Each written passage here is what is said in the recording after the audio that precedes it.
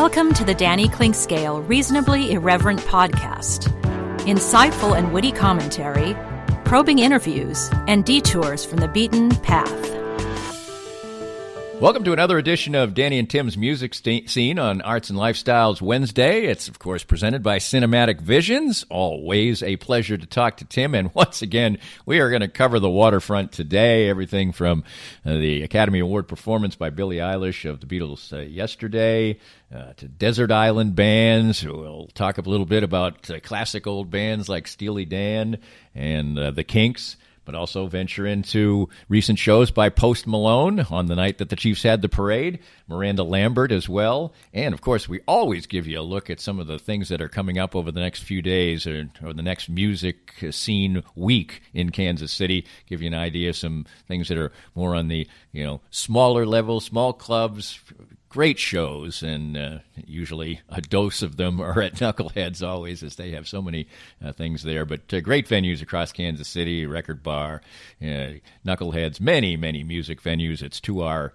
real benefit that we have all these things, and it's to our real benefit that every other week I get to talk music and have fun. And one of my passions, and certainly one of Tim Finn's passions, he writes for In Kansas City Magazine. He's on 90.9 The Bridge on Thursdays at 4 o'clock with John Hart. He read his stuff for years and years in the Kansas City Star. It's always a pleasure to talk music with him, and we take it all around the world, and we'll do so again. Coming up next on Danny and Tim's Music Scene, it's Arts and Lifestyles Wednesday, presented by Cinematic Visions on the Reasonably Irreverent podcast.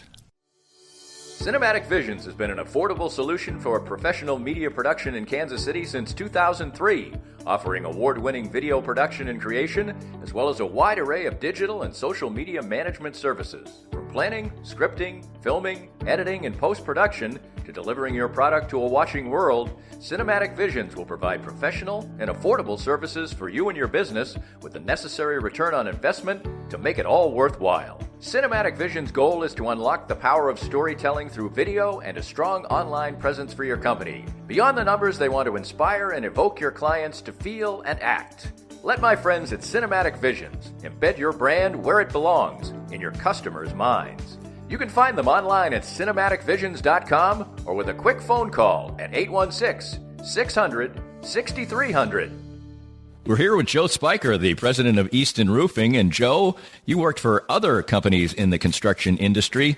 What inspired you to start your own company in Easton Roofing? Well, Danny, when you are working for somebody else, you oftentimes don't get to see the project through from beginning to end, and you don't get the final control over the customer experience. And I wanted to build a place where people can come and get work done on their house and not have to worry about being treated the wrong way and get a good customer service experience start to finish. The company slogan is "Where Integrity Matters." Why is that so particularly important to you? Well, for us, what that means is treating each other with respect at work, treating our clients with respect, and making the right choice, especially when no one's looking. So when you're presented all the time as a contractor with choices that have to be made, are you going to make more money on this if you cut a corner? And we just wanted to make a place and a slogan that said to our people and to whoever is our customer, we're not going to do that. We're going to make the right choice regardless of profit. Easton Roofing, where integrity matters. If you'd like to join these and other great sponsors and market your business to a growing and engaged audience, contact us at danny@dannyclinkscale.com. Look forward to hearing from you. Tim, certainly the Super Bowl occurred in between the last two times we talked, and that certainly was fun for Kansas City.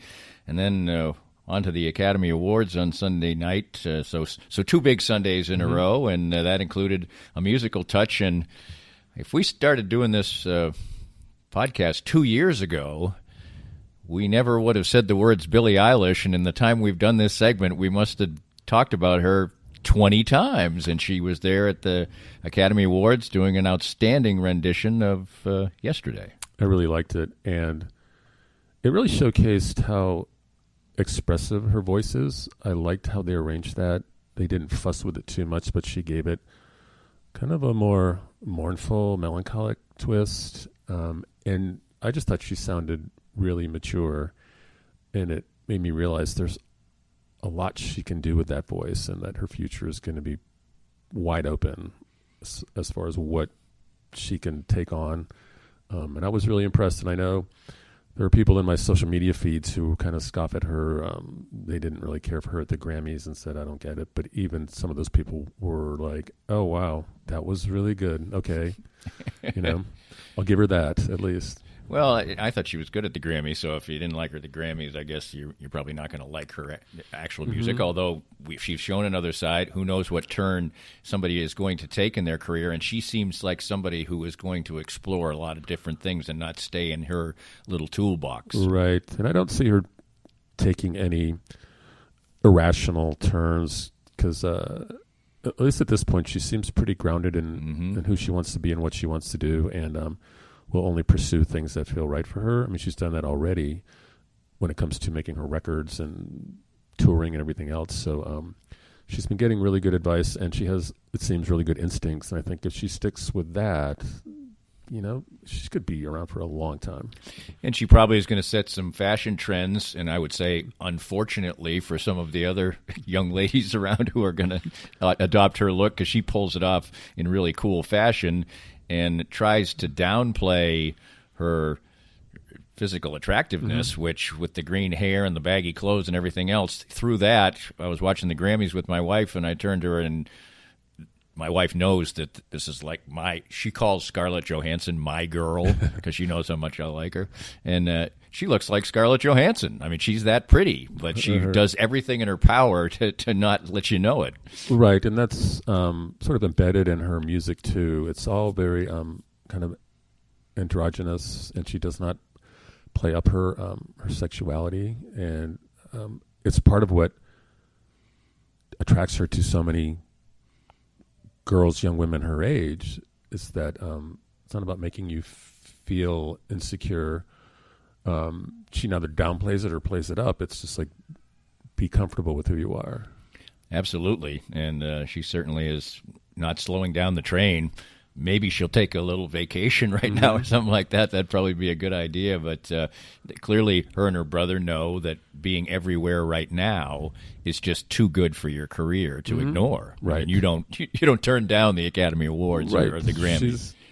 She's kind of on a same kind of high-speed train that Patrick Mahomes is on. It's like, and ride it while it's going. Absolutely. My wife is in Europe right now. She's actually singing in Europe in a couple of places, and so I'm at home. And the only time I ever we have a little Alexa in our dining room, and I never use it for anything except when I'm by myself and I'm doing chores around the house. I yell at it for music. So I did that last night, and off the top of my head, I just went for Steely Dan. And Steely Dan, once upon a time, was my desert island band. It was the band that I would pick to play if I was stuck on a desert island and I could only play one thing. That would be Mark Knopfler, Dire Straits now. But one of the reasons I did pick it became clear to me again, because I haven't made a point of listening to Steely Dan that much recently, is the fact that they do so many different things and their music is so different that you wouldn't really get that tired of it if you were on a desert island. I'm just going to ask you a couple things. First of all, what are your thoughts on the venerable Steely Dan? Oh, I've been a fan since Can't Buy a Thrill. My brother bought that when it came out, which is the early 70s, I think. 74, 73-ish, maybe 75. So, and then I subsequently bought what followed. That thing was all over the radio, and it's testimony to them that those songs, which are very infused with jazz progressions, and it's really sophisticated music, but it was all over FM radio in 1978, 79. I don't know, radio doesn't seem like it's that ambitious anymore. But so they were able to bridge this gap between writing music that was really sophisticated and heavily influenced by jazz, but make it kind of mainstream. And it takes a lot of savvy to do that. And of course, they used all the great musicians in the studio. They were infamously picky about. I mean, if you've ever seen the VH1 doc on the making of Asia, I'd like to see that. I have not seen it. And it's basically they brought in so many people and guys, elite guitarists, to try to get a certain sound on the lead for whatever song. And they'd be like, yeah, that was good, but not quite it. And the guy'd be like, what? And like, that was I'm really not good, used to hearing that. I know, right? So they were so fastidious about production, and to their detractors, they'll think it's like it's soulless, it's so perfect, and I don't feel any soul in it, and I can kind of get that, but I think there's plenty of grooves, melody. The lyrics are pretty dark and sardonic at times, so there's a lot going on, and I've been a fan since that first record. What's interesting to me about the band is the fact that the first record is outstanding. There's just one great song after another, but it really almost doesn't fit in the catalog of Steely Dan. There's other singers.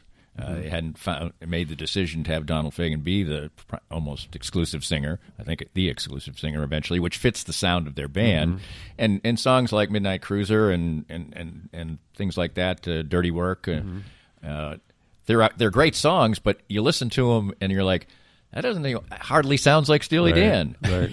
Yeah, it's kind of an outlier in their catalog, but it really got people to listen to them. Yes. And I don't know if that was intentional. It was a savvy move to introduce people to them with those songs and the way they produce them. But yeah, you're right. It's some of their stuff afterward. Gaucho's a really different record. Pretzel Logic's really good. There's just so many songs of theirs that are undeniably them. They're another band that nobody tries to emulate because you really can't pull it off. Right. It's just not possible. It wouldn't sound genuine. To me, the music also ages well because you mentioned there's so much jazz influence in it, and there's some ragtime sometimes in some of their songs too, and things like that. Those are evergreen type genres, so that makes the music to me somewhat timeless. Yeah, there's like no fashion to their music. It's not of one certain period or era. It's like you said, it could have been written in 40, 50 years ago or last week. Right, absolutely. That being said, I'm probably asking an impossible question, but what would you pick as a desert island band? Oh, God, there's so many. I mean, I'll leave the Beatles out because that's like too obvious. But I would probably go the combination of, I would have to pick between Prince or I figured we were going to go there. David Byrne and Talking Heads. So okay. Either of those two, leaving aside the Beatles. Yeah. But I think both of us, as the kind of music lovers we are, would not want to have to make the desert island choice. Now we wouldn't want to be Tom Hanks. Right, because I'm leaving out Paul Simon. I'm leaving out, so many REM. I'm leaving out so many bands, Radiohead, that I really, really like. That would be tough.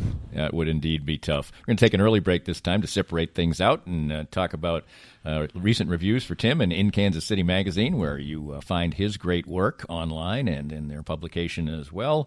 And we'll talk about some of the great shows you can perhaps sample. Always try to give you a heads up on that, too, on Danny and Tim's Music Scene for this very week. More of Danny's Reasonably Irreverent podcast after this. Are you thinking of starting a new business? Does your current business feel stuck? Or are you just trying to grow what you already have? Running a business is a lot of work, and it takes the right team to make it all happen. If you're looking to grow your business, call my friends Ben and Greg over at Fuego Consulting. They put together a company that can help you reach your business goals. Whether you're looking to get online, build a social media strategy, or rebrand your business, they can help. Call Fuego at 816-663-9695 or visit them online at fuegoconsulting.com. Fuego Consulting. Let's grow your business together. Hey guys, it's Brian Haney, voice of the Jayhawks, and Matt Llewellyn from the 23rd Street Brewery. Matt, I've got a bunch of buddies coming over to watch the big game, and I need some ideas on what to cook. Hey, let me handle it, Brian. You're going to come over and cook for us? For you? Maybe. But you should just let 23rd Street Brewery cater it. We could bring a big pan of Bill Self mac and cheese, wings, veggies, naked nachos, and anything else you might want. Great. Well, you want to stick around and watch the game? No, I've got to get back to the brewery and watch it on the big screen. The place to get great catering and watch all the games, the 23rd Street Brewery in Lawrence. For many people, a family law case will be one of the most difficult experiences in their life. The law firm of Kenneth McRae will help you through it. Personal and effective help from Ken in concert with you will develop a unique strategy for your unique case. As Ken always says, Divorce can be civil law, not civil war. Licensed in Kansas? Visit McCraeLawOffice.com or call 913-972-4765. If you'd like to join these and other great sponsors and market your business to a growing and engaged audience, contact us at Danny@DannyKlinkScale.com. Look forward to hearing from you. Back with Tim Finn. You can read his work at In Kansas City Magazine. Great reviews there, and your heads up for each week's great lineup of shows. You can hear him also on 90.9 The Bridge on Thursdays at 4 o'clock with John Hart, and, of course, every other Wednesday right here on the Danny Klinkscale Reasonably Irreverent podcast. And let's go to a couple of big shows, big-time arena shows of the past couple of weeks. The Chiefs' Parade Day was capped off in a rather appropriate fashion by a packed house for Post Malone. And I think if somebody probably played a bunch of Post Malone, I would realize that I knew what it was, but by reading the titles, I don't. But apparently he puts on a widely varied, eclectic, and rowdy type of show. Yeah, it was interesting. I hadn't really explored his music too much, and so I did going into this show. The mood in there, the only thing I could compare it to was the night the Royals beat Toronto to win their second American League pennant in 2015. Was the night Stevie Wonder was at Sprint Center. Okay, and he updated the crowd with the score, and then Janelle Monáe was there to perform with him, and when the Royals clinched it, she happened to be on stage with him. Anyway, it was a mood, a celebration unlike any I've ever been a part of. It was really spine tingling and scintillating. This was more after the fact. Of course, right. The Chiefs had won the Super Bowl, and a bunch of them were in there, including Patrick Mahomes, who came in much like the Pope, and and the place was going crazy. Kelsey was there, so people were wound up and amped up from the get go. And Post Malone comes out in a Mahomes jersey, and the chant broke out a couple times, so everybody was still giddy about the Chiefs, which made the concert environment even brighter and better. His music, it's hip hop, but it's also R&B and pop and rock. It's a mix of everything. So there are melodies. There was no band evidence, so I'm just assuming everything was pumped in. Anyway, he was definitely singing live, and he's just kind of a not your typical rock star. He looks like somebody kind of rolled out of bed. And who might fix your car for you. He's covered with tattoos, but he's an amicable guy. It seems pretty easy to get along with. He's relatively humble. Every other word he says is an F-bomb, but you just kind of get used to that. And it was fun. I don't know that his music doesn't really reach me, but I absolutely understand its appeal. And there was the people who were there, and there were like more than 15 or 16,000 were absolutely into it from start to finish, including the Chiefs players. Well, they'd probably been drinking all day unless they went home and took a nap or something. But it was definitely, if they didn't go home, it was a 12-hour binge because they kept drinking through the show. And he was too, right? Mm-hmm, yeah. And he encouraging always had a cup in his hand. Yeah, absolutely. Sort of the version of, I never know if sometimes it's not a prop or not. When I go see the Mavericks, they eventually do shots, and I think they really are doing shots, but I'm not positive. You never really. I think they are. I think they are too. And it's like when you go see Ron White, the comedian. He's drinking scotch. I think he really is drinking scotch too. So sometimes it's a prop, but it's always a fun one, and it really creates a fun atmosphere. It kind of reminded me of a Kid Rock show. I won't compare their music, although both of them fuss around with mixing genres. But it was that atmosphere, and Kid Rock is very much the party guy and keeps the vibe going, and that's what he did all night. And a different type of crowd, I'm sure, showed up for Miranda Lambert, very accomplished and independent-thinking country singer. And, of course, we've talked many times about the struggles for females in the country music industry, and that has been reflected by her lack of really intense, high-level ratings of her radio play, but she certainly is revered and respected and puts on, well, not like Post Malone, but another rowdy-type show, too. Yeah, and she had been sick, so she canceled the 2 shows before the Sprint Center show. And at one point Monday, she hadn't said definitively that she was going to be at the Sprint Center, but she said she was feeling better. Anyway, I thought she sounded fine. She was energetic. I was a little surprised at the crowd size. I think it was around 9,000. That's what they told me. It looked like it could have been a little less, but they had the upstairs curtained off, but the downstairs was pretty full. But yeah, for someone who's as well known as she is, and that's why I went back and looked at her chart history, and it's not as, she didn't have as many hits as I thought she would have. But it's because I listened to her music. I really like it. Her last record was really good, so right. I know her music, and but I was surprised it just wasn't. She didn't have all the number 1 hits that I thought she should have or would have. So yeah, it's evidence that a lot of it's because of what she writes about. I don't think country music radio audiences want to hear, someone kind of making fun of their small town upbringing and, making fun of the guys, not just making fun of them, but threatening them and killing them. Yeah, she kills one. So it's very, feminist, and she stands up for herself as a woman and basically encourages other women too. They don't lie down. What kind of a show is it, and what kind of a band does she bring along? She had a really good band, like a background singer, and it's not country rock in the way that a lot of that stuff on the radio is, because it's definitely got a Texas feel to it, which is where she's from. It's kind of an outlaw country-ish, She did a bunch of covers. One of them was a Fleetwood Mac song, "Say You Love Me," I think. Right. Yeah. Which was kind of a weird decision or weird choice, I guess, because she has so many songs of her own that I like.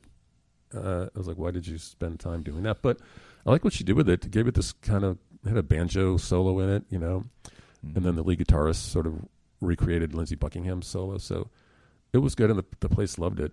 She did several other covers, covered a John Prine song.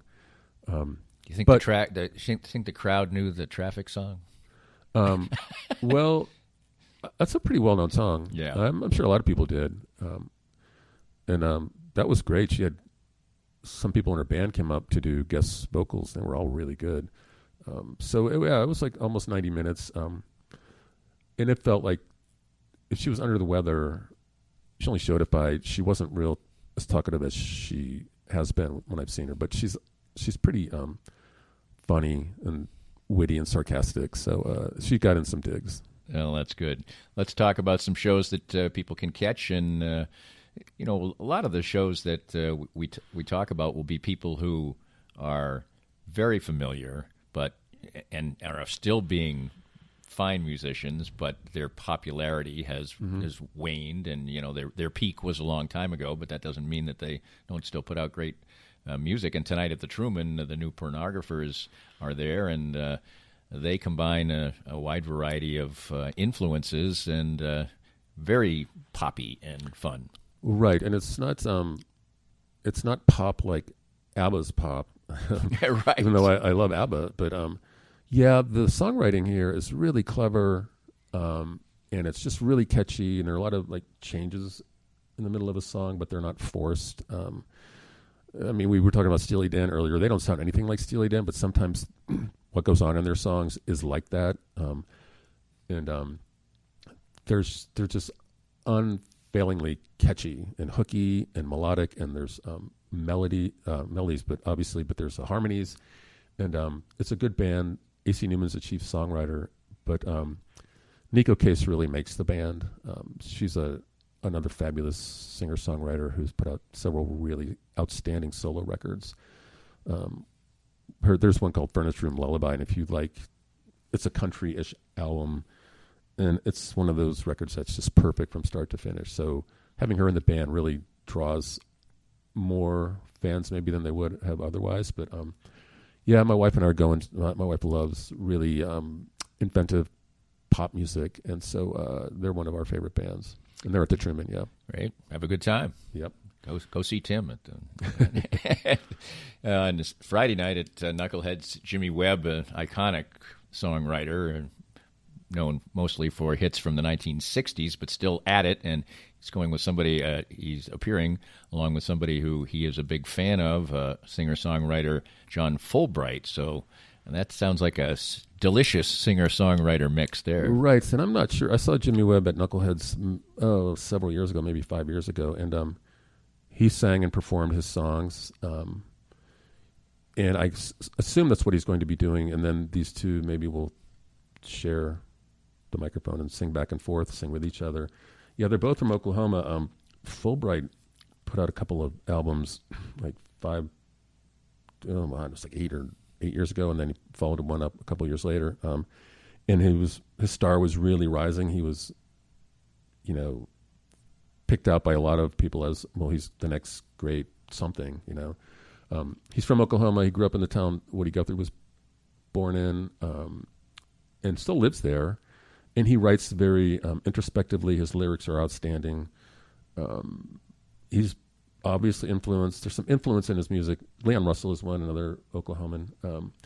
So just a really smart, astute songwriter, but he hasn't put out an album in a while, and maybe he'll sing some new stuff. I saw him at Folk Alliance several years ago, and he lived up to his hype. So even if you're not a fan of Jimmy Webb, go to see this guy. He's not a kid anymore, but because what he has already recorded is outstanding, and maybe he'll play some new stuff. Certainly a way for some to have some real fun on the Valentine's weekend. On Saturday night at the Sprint Center, a Valentine's Love Jam, and a wide variety of different acts playing in that. So this should be a lot of fun. And 1990s R&B, you call it. If it's your jam, this show's for you.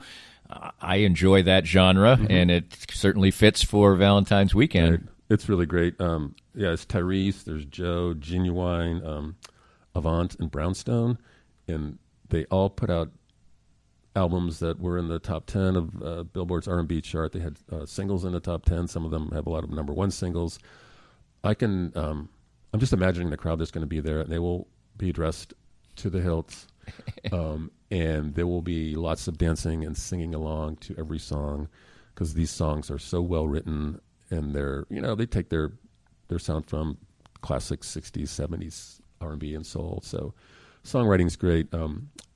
Everyone's still in their early to mid 40s, so also if you have 5 acts out there, they're certainly just going to play the hits, right? You would assume, yeah.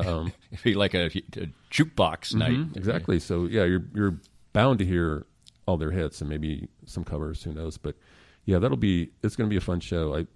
I've been to so many of those reviews where they package together artists like this, and it's always a blast, because you see people whose music you listened to 10, 20 years ago, and they play everything you want to hear. It's great. Well, also on Saturday night at the Mini Bar, I love the name of this band, the Pedal Jets. I don't know much about them, but that's your job to help me out. Right. So they started in Lawrence. I moved to Lawrence to start grad school in January of 1984, and when I was going to school in Columbia, I went to the Blue Note all the time, so going to shows was just something I did. And I was looking for a show one night, and I saw a flyer for this band playing at what was then called the Opera House in South Liberty Hall, and I liked the flyer, so I just checked it out. It turned out it was their first show ever, and before the show started, someone came out on this little, what's basically kind of a tricycle, but it's in the shape of a little airplane, so it's called a pedal jet. Right. That's where they get their name. It turns out that was their first show, and I loved the music, and it's like I say, it draws from, they're all Beatles fans, but it's they came out during the post-punk new wave, so there's it's basically, it's rock, but it's got some punk sensibilities to it, and some new wave sensibilities to it. There are also Mike Allmeyer, their lead singer, was very much influenced by Tom Petty. On the new record, you hear influences by Petty, the Kinks, so it's loud. It's a little unruly, but it's the melodies and the harmonies on this record are just absolutely great. And so it's sort of aggressive pop music, really well written. One of the bands that you said that had some influence on is the Kinks. I've always found the Kinks to be a wildly underrated act. Yeah, they, I think they're known for just a couple of songs, but I famously once saw Dave Davies fall over while he was playing. He really got me because he was too drunk, and their relationship, Ray and Dave Davies, was certainly one of contention a lot of times, but they don't belong in the same category with the Beatles and the Rolling Stones, but or the Who, but they kind of probably belong a little bit closer than maybe people think of them. Well, there are people who would make the argument that they do. Their influence is as vast as those two bands. Maybe they didn't put out all the material, but they've had some exemplary records. I mean, the song Waterloo Sunset is like no one's ever written a song like that ever. I saw Ray Davies do he came out and did like a storyteller thing at Liberty Hall. It was amazing. It was for an album that he put out, told the stories of the songs and then played them. That would be great. It was captivating. It was really good, and it elevated my impression of them and him. They didn't have the outputs or the hits that the Beatles or the Stones or the Who did, but man, they were a part of that British wave and as influential as any of those bands. And Saturday as well at Record Bar, William Duval, he has filled in as the co-lead singer and rhythm guitarist for Alice in Chains for a long time now. But this, I guess, is a solo project and a solo show.